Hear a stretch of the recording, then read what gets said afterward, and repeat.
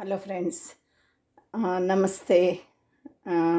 Welcome to my YouTube channel Legal Advice by Hema Shukla. अभी अभी हम अंबाजी मंदिर के बारे में जो वीडियो सीरीज़ महेश गिरी के बारे में कर रही है, उनमें मैं आपका स्वागत करती हूँ। ये वीडियो मैं हिंदी में इसलिए कर रही हूँ क्योंकि मेरे पास महाराष्ट्र वगैरह अलग अलग प्रांतों में से कई सारे फ़ोन्स आ रहे हैं। वो लोग जल्दी से समझ सके इसलिए ये वही वीडियो मैं हिंदी में कर रही हूँ। आशा है कि गुजराती लोग भी समझ जाएंगे। तो ये वीडियो जो है वो महेश गिरी जी की हेट स्पीच के बारे में है। ऐसा कहा जाता है कि 1 अक्टूबर 1923 के दिन दत्तात्रेय जान गए हुए कुछ लोगों ने दत्तात्रेय में कुछ तोड़फोड़ की। देखा नहीं है हमने, पर ऐसा कहा जाता था। तो अगर ये बात सही है तो एक प्रश्न ये उठता है कि अगर ये बात सही थी तो सनातन धर्म का जिसको इसकी चिंता होती है इतनी, उन्होंने इसके बारे में कोई एफआईआर वगैरह क्यों दर्ज नहीं करवाई। अगर एफआईआर दर्ज करवाने का प्रयत्न आपने किया हो और पुलिस ने एफआईआर ना भी ली हो तो आपने उसे वो एसपी को नोटिस देके कोर्ट में जाना चाहिए या हाई कोर्ट में एफआईआर दर्ज करने के लिए जाना चाहिए। वो सब क्यों नहीं किया?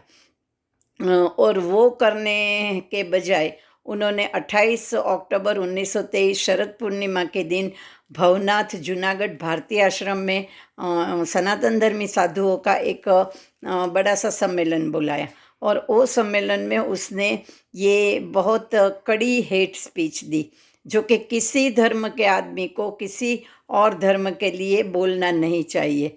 सर्वधर्म समानता, सर्वधर्म सद्भाव, ये सिर्फ हमारी संस्कार और संस्कृति ही नहीं बल्कि कॉन्स्टिट्यूशन में हमको दिए गए अधिकारों में से आता है। तो ये वो अधिकार का भी खंडन था और जिस तरह से बोला गया था, जिस तरह से वो धड़ काटने की, माथा काटने की वगैरह बात की गई थी, तो वो ऑफ कोर्स हेट स्पीच थी।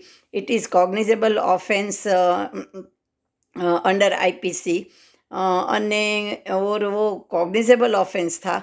तो पुलिस को चाहिए था कि वो अपने आप ही गुना दर्ज करके ऐसी स्पीच देने वालों की धरपकड़ करे। पर पुलिस के पास से तो इतनी बड़ी अपेक्षा रखने का कोई फ़ायदा नहीं है, क्योंकि एफआईआर देने वाले फरियादियों की जहाँ भी एफआईआर नहीं होती तो पुलिस अपने आप तो क्या ही करेगी।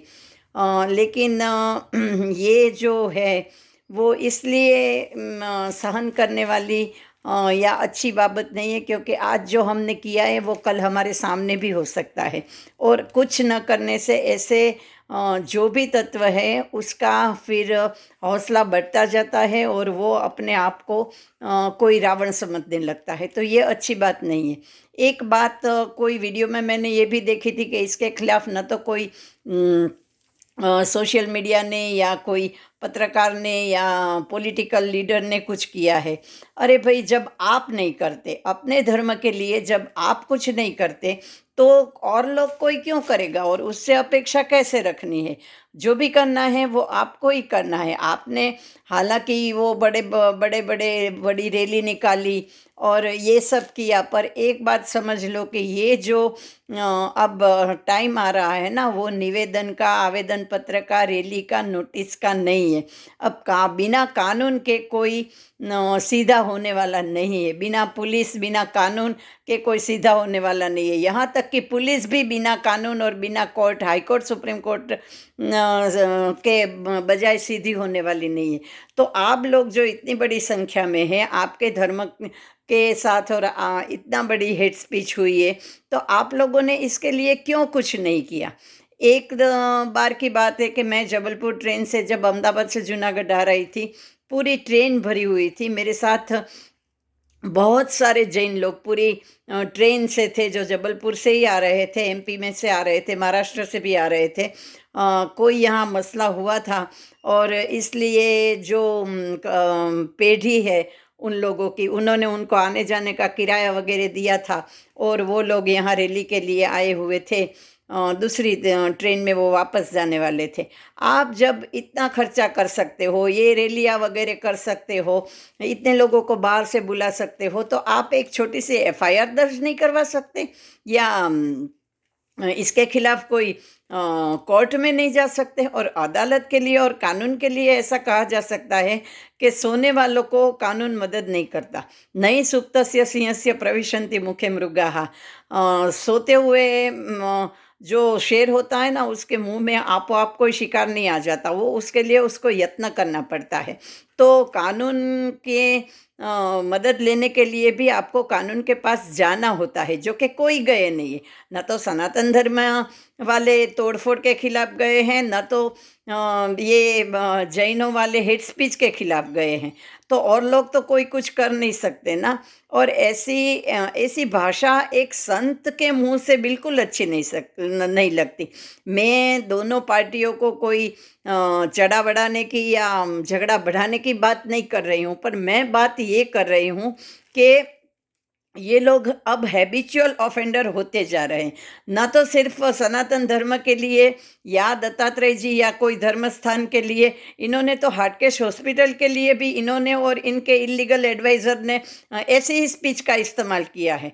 तो ये उनका हौसला, आप कोई गुंडे हो, आप कोई बदमाश हो, आप कोई रावण हो, आप ये समझते हैं कि हर लोग आपसे डरने ही वाले हैं, तो ये उनका हौसला बढ़ता जाता है हमारे कुछ ना करने से। जैन धर्म के कई साधु संतों ने इसके खिलाफ ये किया है कि आपकी तलवारें कम पड़ जाएगी, धड़ हमारे इतने सारे आ जाएंगे, हम फिर भी आपको क्षमा कर देंगे। भाई, हर बार क्षमा नहीं होती और हर एक के लिए क्षमा नहीं होती।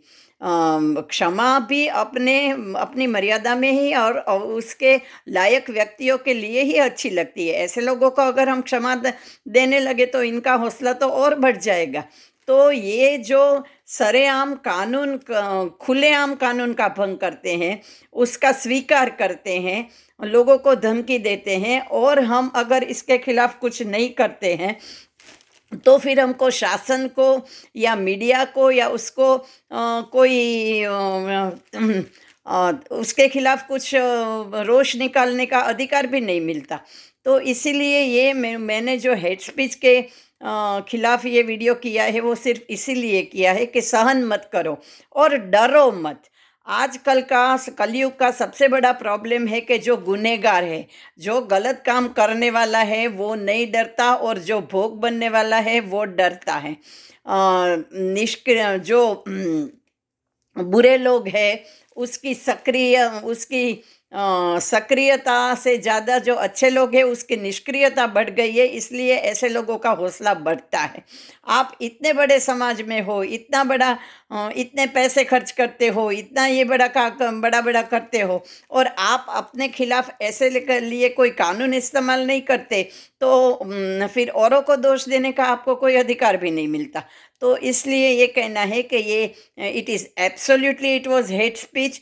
इसके खिलाफ जरूर कुछ करना चाहिए। ये एक कॉग्निजेबल नॉन बेलेबल ऑफेंस है, पुलिस को ही करना चाहिए था, पर अगर पुलिस ने नहीं किया तो जिसके खिलाफ ये किया है उसको तो करना ही चाहिए था। इसलिए मैंने ये वीडियो जारी किया है, और मेरा कोई हेतु नहीं है आप करो ना करो, आपका मामला है, पर हम तो कम से कम ऐसे आदमियों को सहन करने वालों में से नहीं है, इसलिए ये वीडियो मैंने किया है। आपको अगर वीडियो अच्छा लगा हो, उसमें से कुछ उपयोगी बात लगी हो, तो please like share and subscribe it also. ऐसे ही वीडियो में हम आगे भी मिलते रहेंगे। Thanks for your cooperation. जय हाटकेश, जय श्री कृष्ण, जय Jinendra. Thank you very much.